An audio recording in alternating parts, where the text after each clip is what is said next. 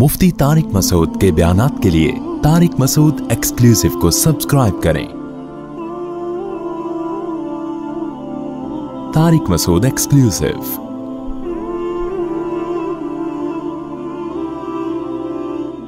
इब्राहीम अलैहिस्सलाम दुआ मांग रहे थे, अल्लाह इस शहर को अमन वाला बना दे और मुझे और मेरी औलाद को इस बात से बचा कि हम बुतों की इबादत करें।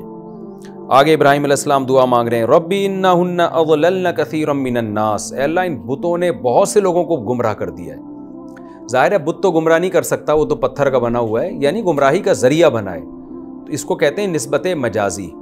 वरना कुरान में जगह जगह है कि ना ये गुमराह कर सकते हैं ना हिदायत दे सकते हैं। ना हिदायत देना गुमराह करना ये तो अल्लाह के हाथ में, लेकिन ज़रिया ये बने हैं। तो अल्लाह ने इब्राहीम अलैहिस्सलाम ने उन बुतों की एक बुराई बयान की, अल्लाह इन्होंने बहुत से लोगों को तबाह किया, गुमराह किया, तो मुझे और मेरी औलाद को इस जुर्म से बचाना। फिर आगे इब्राहीम अलैहिस्सलाम कह रहे हैं, अल्लाह इन बुतों ने बहुत से लोगों को ख़राब कर दिया। फमन तबियानी, जो मेरी इत्तिबा करेगा, मुझे फॉलो करेगा, फ़इन्नहु मिन्नी, वो तो मुझसे है। वमन असानी, और जो मेरी नाफरमानी करेगा, जो मेरा हुक्म तोड़कर इन बुतों को फॉलो करेगा, तो अल्लाह क्या मतलब, उसका मुझसे कोई ताल्लुक़ नहीं है, फिर मैं उससे बरी व ज़िम्मा, उसका मुझसे फिर क़यामत के दिन सवाल ना करना, चाहे वो मेरी औलाद में हो या मेरी औलाद के अलावा हो। लेकिन तू उसको अजाब दे या नहीं दे, तो तेरे बारे में मैं यही कहता हूँ, फ़इन्नका गफ़ूरुर रहीम, तू मुआफ़ करने वाला और रहम करने वाला है। ये इब्राहीम अलैहिस्सलाम ने उस वक्त दुआ मांगी है जब इब्राहीम अलैहिस्सलाम के इल्म में ये नहीं था कि अल्लाह ने मुशरिक के लिए दुआ को हराम करार दिया है। आगे इब्राहीम अलैहिस्सलाम अपने माँ बाप के लिए भी दुआ मांग रहे हैं, बाद में कुरान से साफ पता चलता है कि अल्लाह ने इस पर पाबंदी लगा दी थी। रब्बना इन्नी अस्कन्तु मिन ज़ुर्रियती बिवादिन गैरि ज़ी ज़रअन इन्द बैतिकल मुहर्रम।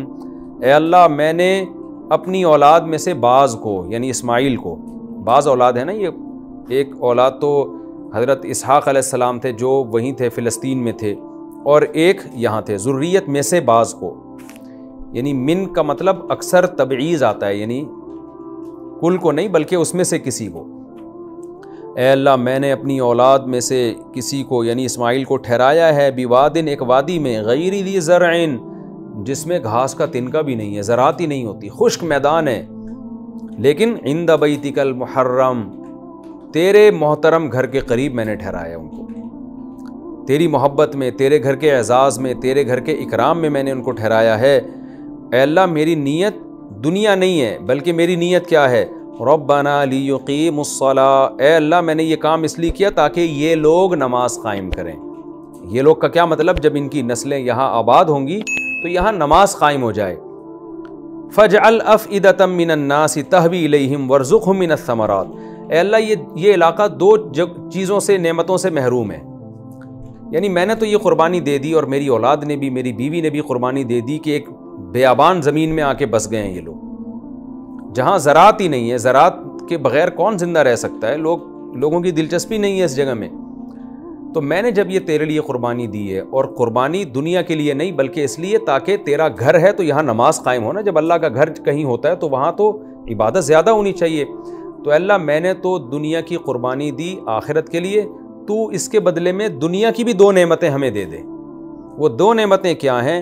नंबर एक, इस जगह लोगों की तबीयत माइल नहीं है, अट्रैक्शन नहीं है, रेगिस्तान है, पहाड़ हैं काले, और कोई अट्रैक्शन की चीज़ नहीं है। कोई स्विट्ज़रलैंड होता या कोई आबशारें होती तो लोग खुद ब खुद आते, यहाँ तो कुछ भी नहीं है। तूने क्या करना है अपनी नेमत से, अपने फजल से, फजअल अफ़इदतम मिनन नासी तहवी इलैहिम, तू लोगों के दिलों को ऐसा बना दे, दिलों पर तो तेरी हुकूमत है ना, ऐसा लोगों के दिलों में कुछ तगय्युर कर दे कि सिर्फ इस जगह से मोहब्बत ना हो बल्कि खिंचे चले आए यहाँ पर, दौड़े चले आए यहाँ पर, ऐसा अट्रैक्टिव बना दे लोगों की नज़र में तू इसको। दूसरा मसला, यहाँ कहत है, यहाँ ज़रात नहीं है, तो तू क्या कर, वरज़ुक़हुम मिनस समरात, तू अपनी कुदरत से इनको फल अता फरमा। समरात में सब्जियाँ भी दाखिल हैं, अव्वलीन इतलाक़ तो इसका फल पर होता है, मगर दरख्त का जो भी हासिल होता है ना, जो खाने की चीज़ होती है, उसको भी समर कहा जाता है। यानी यहाँ ज़रात नहीं है, लेकिन तू इस ज़रात की कमी को पूरा कर दे। लअल्लहुम यशकुरून, शायद कि ये शुक्र अदा करें और तौहीद पर कायम रहें। तो अल्लाह ने दोनों वादे इब्राहीम अलैहिस्सलाम के पूरे किए, लोगों के लिए उस जगह को अट्रैक्टिव भी बना दिया, और अल्लाह ने उस जगह फलों की बहुतात भी कर दी। आज तो बहुत ही बहुतात है, लेकिन उसके बाद भी ابراہیم علیہ السلام کے بعد بھی وہاں بہتات ایسے ہوئی کہ مکہ کے بالکل قریب میں شہر ہے طائف، اس جگہ پھلوں کی بہت بہتات ہوئی اور وہاں سے پھل پھر مکہ ہمیشہ سے لائے جاتے، تو وہاں پر جو انگور انار جو نبی کے پاس آتے تھے زیادہ تر طائف ہی سے آیا کرتے تھے وہ.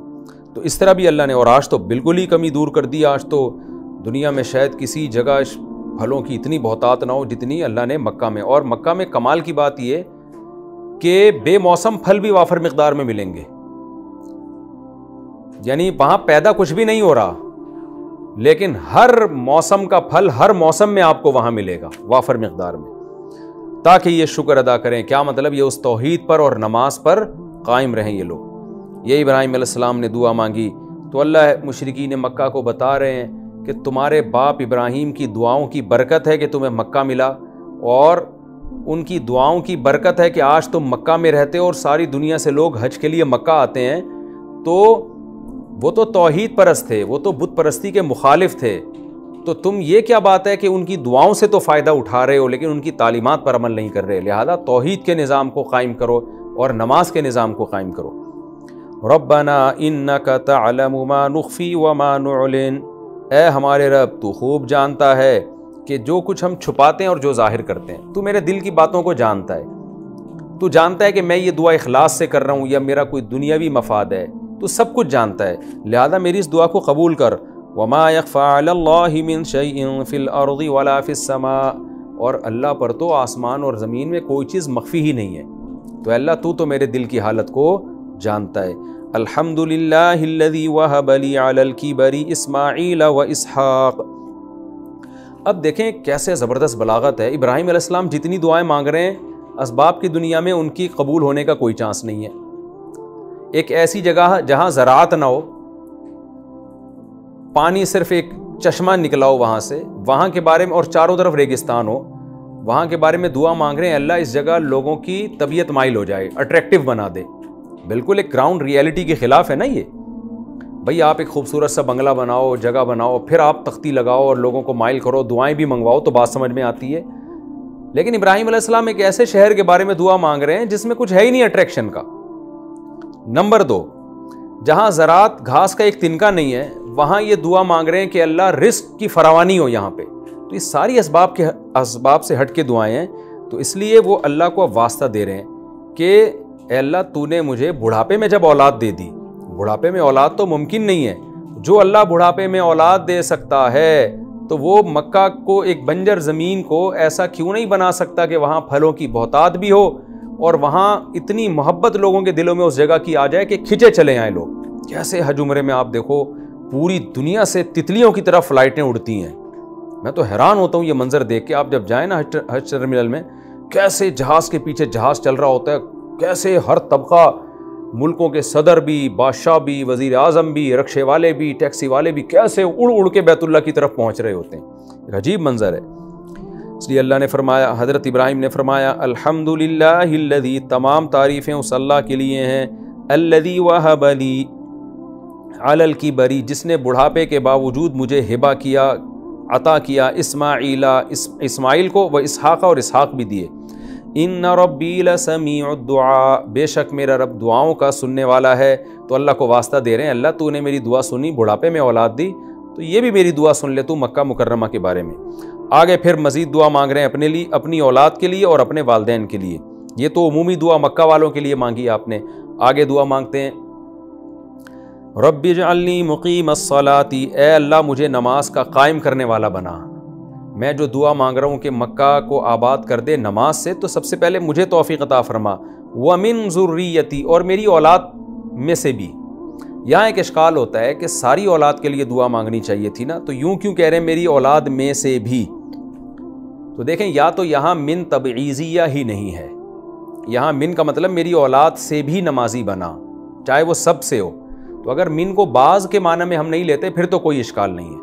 لیکن اگر ہم یہاں من سے مراد یہ لے لیں کہ اولاد میں سے، یعنی اولاد سے کا مطلب اولاد میں سے بھی ایک تعداد ہو، ساری اولاد نہیں، تو اس کی وجہ یہ ہے کہ سورہ بقرہ میں یہ بات گزر چکی ہے کہ ابراہیم علیہ السلام نے جب اپنی اولاد کے لیے دعا مانگی تو اللہ نے واضح طور پر فرمایا کہ لا ینال عہد الظالمین، کہ ہم آپ کی اولاد میں نبوت اور امامت کو جاری کریں گے، لیکن جو ان میں ظالم لوگ ہوں گے نا ان کو میری یہ نعمت نہیں پہنچے گی.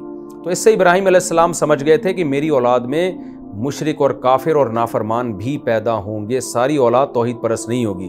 جیسے کہ بہت بڑی تعداد میں اولاد گمراہ ہوئی مکہ میں جو تھے، یہ تو ابراہیم علیہ السلام کی اولاد ہی تھی نا جو شرک میں مبتلا ہو گئی تھی۔ تو ابراہیم علیہ السلام کو پتہ تھا کہ اللہ یہ اعلان کر چکا ہے کہ ساری اولاد نیک نہیں ہوگی، اس لیے پھر انہوں نے اسی حساب سے دعا مانگی کہ میری اولاد میں سے بھی ایک بڑی تعداد یعنی ہو جو نمازی ہو۔ لیکن ہمیں یہ اجازت نہیں ہے کیونکہ ہم عالم الغیب نہیں ہیں، ہمیں کیا پتہ ہماری اولاد گمراہ ہوگی یا نہیں ہوگی، تو ہمیں یہی دعا مانگنی چاہیے کہ اللہ میری ساری اولاد کو نیک بنا۔ البتہ یہ اشکال ہوگا کہ ہم بھی تو یہ دعا پڑھتے ہیں رب اجعلنی مقیم الصلاۃ، تو دیکھیں ہم جب یہ دعا کریں نا تو ہم یہاں من ذریتی میں من سے بعض لوگ مراد نہ لیں، من سے تمام اولاد مراد لے لیں، تو ہمارے حق میں پھر یہ اشکال نہیں ہوگا۔ ربنا وتقبل دعا، اے ہمارے رب اور تو میری دعا کو قبول کر لے، یعنی دوبارہ اس کی تاکید کر رہے ہیں۔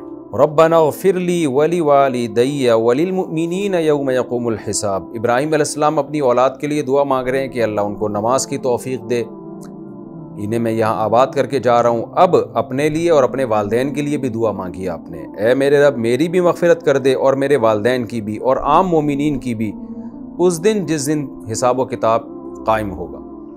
والدین کے لیے مغفرت کی دعا ابراہیم علیہ السلام نے اس وقت کی جب ان کو معلوم نہیں تھا کہ والدین کے لیے جو اگر شرک پر ہوں تو دعا کرنا حرام ہے۔ تبھی قرآن میں آتا ہے وَمَا كَانَ اسْتِغْفَارُ إِبْرَاهِيمَ لِأَبِيهِ إِلَّا عَن مَّوْعِدَةٍ وَعَدَهَا إِيَّاهُ فَلَمَّا تَبَيَّنَ لَهُ أَنَّهُ عَدُوٌّ لِلَّهِ تَبَرَّأَ مِنْهُ۔ آپ سورہ توبہ میں یہ آیتیں پڑھ چکے ہیں کہ ابراہیم نے جو اپنے والد کے لیے مغفرت کی دعا کی، یہ ایک وعدہ کیا تھا ابراہیم علیہ السلام نے اپنے والد سے، اس وعدے کو نبھایا، لیکن جب اللہ نے پابندی لگا دی تو ابراہیم علیہ السلام نے بھی دعا ان کے لیے چھوڑ دی۔ اور رہا مسئلہ والدہ کا، تو اگر والدہ کی توحید پر موت ہوئی تھی پھر تو دعا میں کوئی حرج نہیں ہے، اگر وہ بھی شرک پر تھیں تو ان کا بھی یہی جواب ہے کہ ابراہیم علیہ السلام نے علم سے پہلے۔ بعض علماء نے کہا کہ اس وقت ابراہیم علیہ السلام بوڑھے تھے تو یہ دعا مانگنا اس کی علامت ہے کہ آپ کے والدین کی موت ایمان پر ہوئی ہوگی، اور جہاں قرآن میں آتا ہے کہ آپ کے والد محترم جو تھے وہ شرک پر تھے تو وہاں والد سے مراد چچا ہیں، تو یہ ایسی کمزور بات ہے، اس کی صحیح ہونے کی ہمارے پاس کوئی بھی دلیل نہیں ہے۔ اس میں قرآن کی بہت ساری آیتوں کو ایسی تعویلات کرنی پڑے گی کہ بالکل ایک تعویلات کا ایک فاسد تعویلات کا دروازہ بھی کھل سکتا ہے اس سے، تو ہر آدمی پھر تو کچھ بھی آیت کا کوئی مفہوم بیان کر دے۔ تو سیدھا سیدھا ہے کہ قرآن خود اشکال کا جواب دے رہا ہے نا کہ ابراہیم نے اپنے باپ کے لیے کیوں دعا مانگی، اسی کا خود قرآن جواب دے رہا ہے کہ اس لیے مانگی کہ اللہ نے پابندی نہیں لگائی تھی۔ اتنی واضح بات کے بعد پھر یہ تعویل کرنا کہ وہ والد سے چچا مراد تھے، یہ بالکل غلط بات معلوم ہوتی ہے۔ ہمارا یہ رکوع الحمدللہ کمپلیٹ ہو گیا، رکوع نمبر 6 اور 18۔ اس میں مکہ کی بھی فضیلت معلوم ہوتی ہے، توحید کی فضیلت، یہ بھی ہمیں پتہ چلتا ہے کہ اپنے ساتھ ساتھ اپنی اولادوں کے لیے، اپنے والدین کے لیے بھی ہمیں دعائیں مانگنی چاہیے، اور یہ رب اجعلنی مقیم الصلاۃ ومن ذریتی، یہ دعا کی بھی فضیلت، اس کا بھی اہتمام کرنا چاہیے۔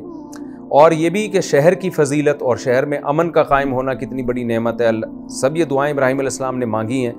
پھر اپنی اولاد کی روحانی ترقی کے ساتھ ساتھ جسمانی ترقی کی کوششیں کرنا اور اس کے لیے دعائیں مانگنا، یہ بھی پیغمبر کی سنت ہے۔ ابراہیم علیہ السلام نے مکہ کے لیے یہ بھی دعا مانگی کہ اللہ اس کو معاشی ترقی بھی دے، تو اور اپنی اولاد کے لیے بھی دعا مانگی، تو یہ سب چیزوں کی فضیلت ہمیں اس رکوع سے معلوم ہوئی۔